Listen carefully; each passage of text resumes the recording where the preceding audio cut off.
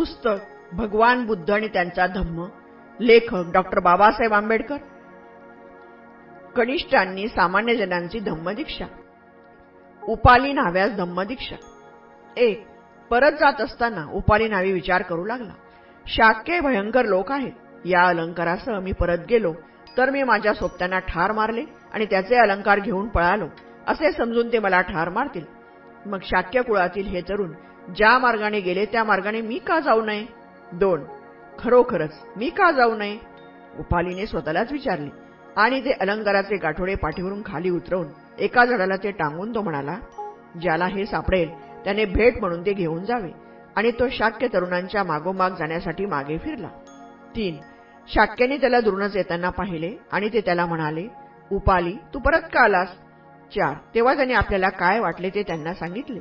त्यावर ते म्हणाले, उपाली तू परत गेला नाहीस हे बरे केलेस, कारण शाक्य हे भयंकर लोक आहेत आणि त्यांनी तुला ठार मारले असते. 5. आणि जेथे भगवान बुद्ध होते तेथे ते उपाली न्हाव्याला बरोबर घेऊन गेले.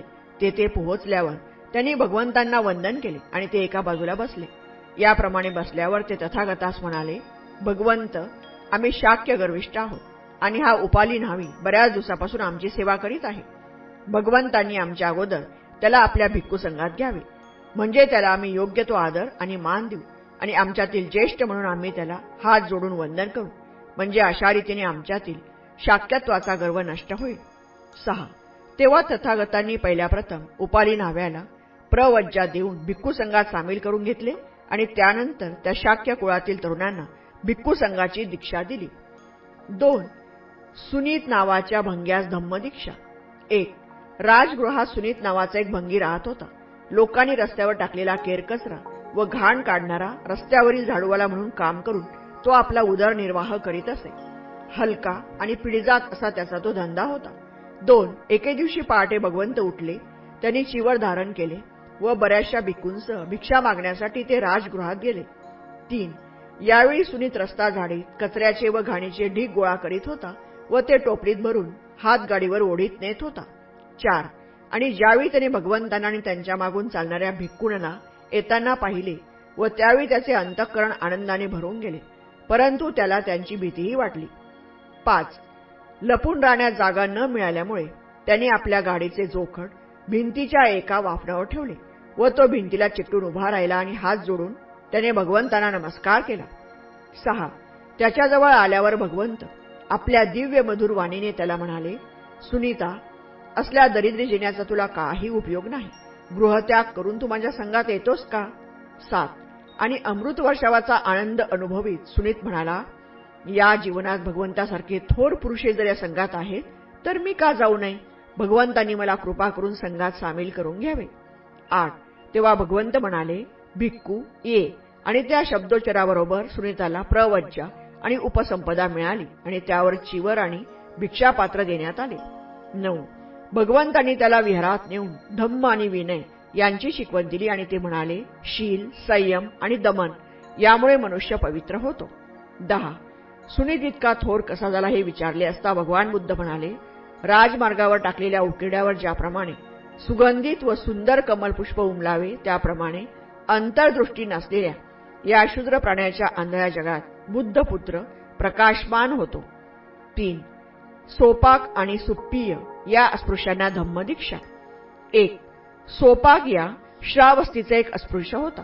त्याच्या जन्माच्या वेळी प्रसूती वेदनेमुळे त्याची आई बराच वेळ मूर्छित होऊन पडली होती.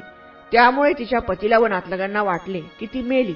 त्यांनी तिला स्मशानात नेले व तिचे प्रेत जाण्याची तयारी केली. 2. परंतु वारा आणि पाऊस यांच्या माऱ्यामुळे अग्नी पेट घेऊ शकला नाही, म्हणून सोपाकाच्या आईला चितेवर ठेवून ते निघून गेले. 3. सोपाकाची आई त्यावेळी मेलेली नव्हती, ती नंतर मेली. मृत्यूपूर्वी तिने मुलाला जन्म दिला.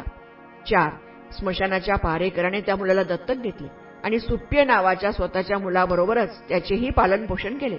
त्या मुलाच्या आईच्या जातीचे नाव सोपाक होते, त्यामुळे ते मुलही त्या नावाने ओळखले जाऊ लागले. 5. एके दिवशी भगवान बुद्ध त्या स्मशानजवळून जात होते. भगवंतांना पाहून सोपाक त्यांच्यासमोर आला. भगवंतांना वंदन करून त्यांचा शिष्य म्हणून त्यांच्याबरोबर येण्यास त्याने त्यांची अनुज्ञा मागितली. 6. सोपाक त्यावेळी फक्त 7 वर्षांचा होता, म्हणून भगवंतांनी त्याला वडिलाची संमती मिळवण्यास सांगितले. 7. सोपाक गेला आणि आपल्या वडिलांना घेऊन आला. वडिलांनी भगवंतांना वंदन केले आणि आपल्या मुलाला त्यांच्या संघात घेण्याविषयी त्यांनी विनंती केली. 8. तो जरी अस्पृश्य जातीचा होता तरीही भगवंतांनी त्याला आपल्या संघात घेतले आणि त्यांनी आपला धम्म व विनय यांची शिकवण त्याला दिली. 9. काही काळानंतर सोपाक एक स्थवीर झाला. 10. सुप्पी आणि सोपाक हे लहानपासून एकत्र वाढलेले होते आणि सोपाकला सुप्पियाच्या वडिलांनी दत्तक घेऊन वाढविल्यामुळे सुप्पी आपला सोबती सोपाक याच्याकडून भगवंताचे धम्म व विनय शिकला. आणि जरी सोपाक हा सुप्पियाच्या जातीपेक्षा हलक्या जातीतील होता तरी सुप्पियाने सोपाकाला आपणाला प्रवज्जा देऊन संघात घेण्याची विनंती केली. 11.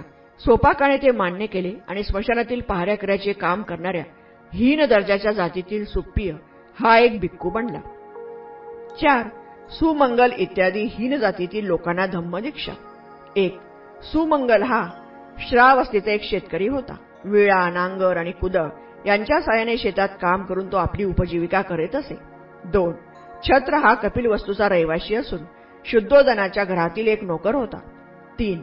धन्नी हा राजगृहाचा रहिवासी असून एक कुंभार होता. 4.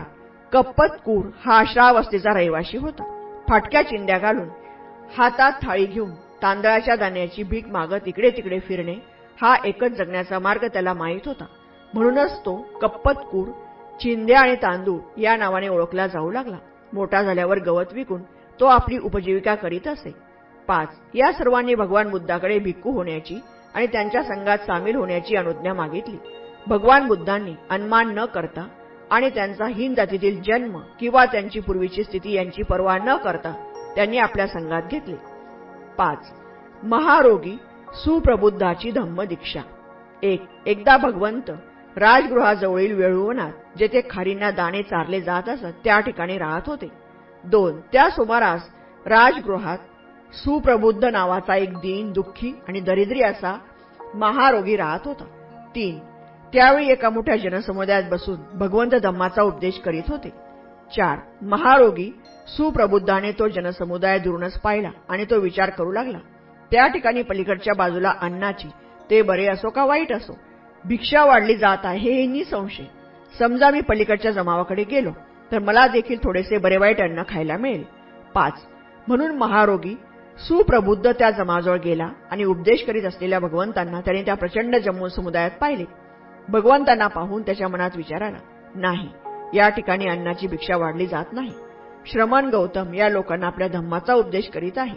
मीही त्यांचा उपदेश ऐकला तर काय हरकत आहे. 6. म्हणून एका बाजूला बसून तो विचार करू लागला, मी देखील हा उपदेश ऐकेन. 7. त्या संबंध जनसमूहाचे विचार आपल्या विचारशक्तीने जाणणारे भगवंत स्वतःशीच म्हणाले, येथे उपस्थित असलेल्यांपैकी सत्याचे आकलन करण्यात कोण समर्थ असावा बरे. नंतर त्या समुदायात बसलेल्या सुप्रबुद्ध महारोग्याला त्यांनी पाहिले आणि त्याला पाहिल्याबरोबर त्यांनी जाणले की हाच सत्याचे ग्रहण करू शकेल. 8. म्हणून महारोगी सुप्रबुद्धासाठी भगवंतांनी प्रवचन केले आणि त्यात दान, शील आणि स्वर्ग याविषयी उपदेश दिला. त्यांनी विषय वासनांचा क्षुद्रपणा आणि दुष्टपणा स्पष्ट करून सांगितला आणि वासनांपासून मुक्त होण्याचा लाभही दाखवून दिला. 9. महारोगी सुप्रबुद्धाचे अंतःकरण मृदू, लवचिक, बंधनमुक्त, प्रमुदित आणि श्रद्धापूर्ण झाल्याचे भगवंतांनी जेव्हा पाहिले तेव्हा त्यांनी त्याला बुद्धाचा सर्वश्रेष्ठ धम्म सांगितला, म्हणजे दुःख, दुःखाचे कारण, दुःखनिरोध आणि दुःखनिरोधाचा मार्ग यांचा उपदेश केला. 10. निष्कलंक असे शुभ्र वस्त्र ज्याप्रमाणे कोणताही रंग धारण करण्यात तयार असते त्याप्रमाणे महारोगी सुप्रबुद्धाच्या अंतःकरणात तो त्या स्थळी बसला असताना ज्याला आरंभ आहे त्याला अंत असलाच पाहिजे त्या सत्याची शुद्ध आणि निष्कलंक जाणीव उत्पन्न झाली. महारोगी सुप्रबुद्धाने सत्य पाहिले, तो सत्यापर्यंत पोहोचला, त्याला सत्याचे ज्ञान झाले, तो सत्यात निमग्न झाला, तो संदेहाच्या पलीकडे गेला, संदेहमुक्त झाला, त्याच्यामध्ये विश्वास उत्पन्न झाला आणि आणखी कशाचीही गरज नसल्यामुळे भगवंताचा उपदेश आत्मसात केल्यामुळे तो आपल्या जागेवरून उठला, त्यांच्याजवळ गेला आणि तेथे एका बाजूला बसला. 11. याप्रमाणे बसल्यानंतर तो भगवंतांना म्हणाला, सर्वोत्तम हे भगवन, सर्वोत्तम, ज्याप्रमाणे पतिताला वर उचलावे, लपलेल्याला शोधून काढावे, गांगरून गेलेल्याला मार्ग दाखवावा आणि ज्यांना पाहण्याची इच्छा आहे त्यांना साकार पदार्थ पाहता येतील असे म्हणून अंधारात प्रकाश दाखवावा, त्याप्रमाणे भगवंतांनी निरनिराळ्या पद्धतीने सत्याचे विवरण केले. हे भगवान, मी देखील बुद्ध, धम्म आणि संघ यांना शरण आलो आहे. या क्षणापासून आयुष्याच्या अंतापर्यंत आपला शरणागत उपासक म्हणून भगवंतांनी माझा स्वीकार करावा. 12. नंतर भगवंताच्या पवित्र वाणीने चैतन्ययुक्त, सिद्ध आणि जागृत झालेल्या व समाधान पावलेल्या महारोगी सुप्रबुद्धाने भगवंताच्या उपदेशाची स्तुतीपूर्वक स्वागत करून त्यांचे आभार मानले आणि आपल्या जागेवरून उठून भगवंतांना वंदन करून तो तिथून निघून गेला. 13. दुर्दैवाची गोष्ट अशी की पुढे एका खोंडाने महारोगी सुप्रबुद्धाला खाली पाडले आणि शिंगांनी भोसकून ठार केले.